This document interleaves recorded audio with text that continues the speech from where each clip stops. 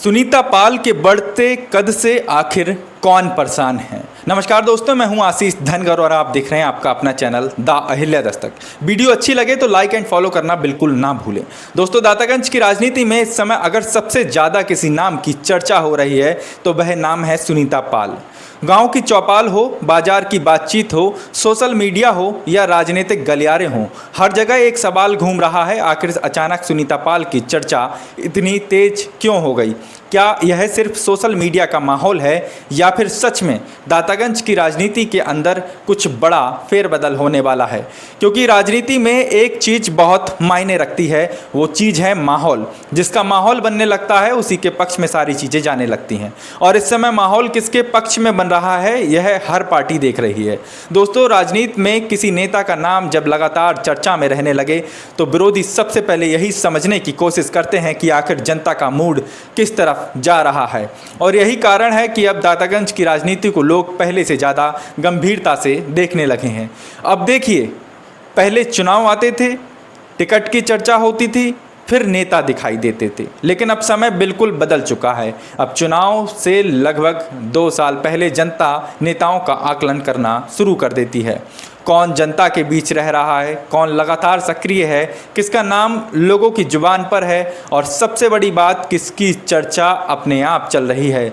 यही चीज़ किसी भी नेता को धीरे धीरे मजबूत बनाती है और इस समय यही बात सुनीता पाल के मामले में देखने को मिल रही है। अब सवाल यह भी उठ रहा है कि दातागंज में इस बार मुकाबला पहले जैसा आसान नहीं रहने वाला है। क्या पुराने राजनीतिक समीकरण इस बार बदल सकते हैं? क्या जनता इस बार कुछ अलग सोच रही है?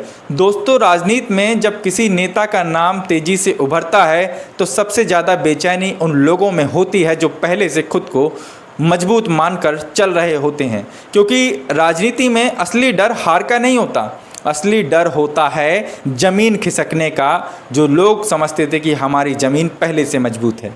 और दातागंज में इस समय यही चर्चा चल रही है कि आखिर सुनीता पाल की बढ़ती चर्चा का असर किन नेताओं पर पड़ सकता है। कुछ लोग कहते हैं कि यह सिर्फ सोशल मीडिया की हवा है, लेकिन सवाल यह है कि अगर सिर्फ सोशल मीडिया होता तो गांव-गांव में नाम की चर्चा क्यों होती।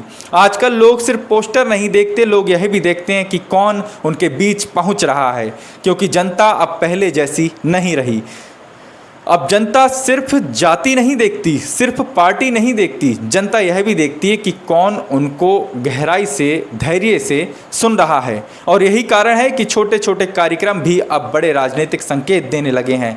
दोस्तों, दातागंज की राजनीति हमेशा से दिलचस्प रही है। यहाँ जातीय समीकरण भी चलते हैं, संगठन भी चलता है और व्यक्तिगत पकड़ भी बेहद मायने रखती है। लेकिन पिछले कुछ समय में एक चीज़ तेज़ी से बदली है, सोशल मीडिया की ताकत। अब फेसबुक का वीडियो भी माहौल बनाता है और एक वायरल क्लिप भी चर्चा बढ़ा देता है, क्योंकि इंटरनेट का ज़माना है साहेब। और जब कोई नाम लगातार लोगों के मोबाइल पर दिखने लगे तो उसकी राजनीतिक पहचान तेज़ी से बढ़ती है। और शायद यही कारण है कि अब कई लोग यह सवाल पूछ रहे हैं, क्या सुनीता पाल आने वाले समय में और बड़ी चुनौती बन सकती हैं। अब यहाँ एक और दिलचस्प बात सामने आती है। राजनीति में महिला चेहरा हमेशा अलग प्रभाव छोड़ता है, खास तौर पर तब जब वह लगातार सक्रिय दिखाई दे रहा हो। क्योंकि गांव की महिलाएं भी अब राजनीति को बहुत ध्यान से देख रही हैं। पहले राजनीति सिर्फ युवाओं की चर्चा मानी जाती थी, लेकिन अब हालात बदल रहे हैं और जब कोई महिला नेता लगातार चर्चा में रहती है तो इसका प्रभाव अलग तरीके से बनने लगता है। दोस्तों, अब दूसरी तरफ विपक्षी खेमे की बात कर लेते हैं। क्योंकि राजनीति कभी खाली मैदान नहीं होती।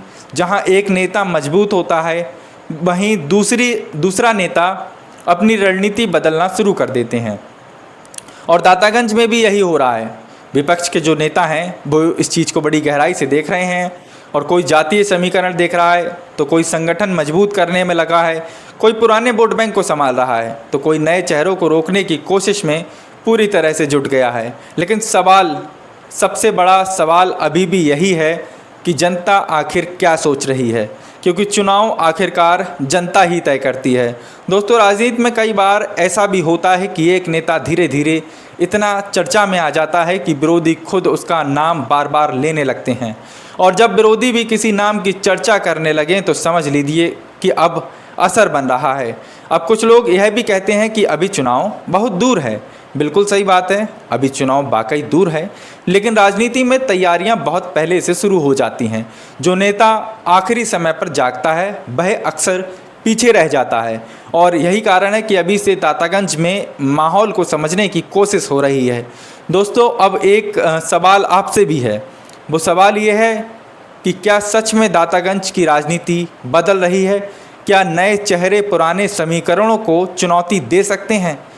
क्या जनता इस बार अलग सोच सकती है, या फिर अंत में वही पुरानी राजनीति भारी पड़ेगी? कमेंट सेक्शन में अपना राय मशवरा ज़रूर दें, क्योंकि साथियों आप जब राय देते हैं तो हमको बहुत अच्छा लगता है। हमको लगता है कि हमारी मेहनत सफल हो रही है। और वीडियो अच्छी लगे तो कम से कम फॉलो ज़रूर कर लें, ज़्यादा से ज़्यादा लोगों तक शेयर भी करें। धन्यवाद साथियों, हम फिर मिलेंगे एक नए वीडियो एक नए टॉपिक के साथ में। तब तक के लिए जय हिंद, जय भारत।